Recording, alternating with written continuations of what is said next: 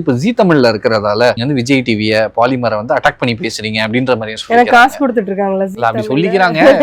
ஏன்னா நீங்க இங்க ஒர்க் பண்றதால நீங்க விஜய் டிவியும் சரி பாலிமரையும் சரி அதனாலதான் தாக்கி பேசுனீங்க அப்படின்ற மாதிரி கூட டைரக்டா சொன்னதுக்கு இது காரணம் அப்படின்னு சொல்றாங்க. அப்படியா? இதுக்கு சத்தியமா நான் எந்த பதில் கூட சொல்லல. வேற அனிமல் ஆக்டிவிஸ்ட் ஒன்னு சொல்லிட்டா. ஃபர்ஸ்ட் சொல்லிட்டு இருந்தாங்க நீங்க இந்த மாதிரி நாய் இப்படின்னு போராடுறீங்க, உங்க ஒர்க் பாதிக்கப்படலாம், நீங்க கொஞ்சம் பாத்துக்கோங்க.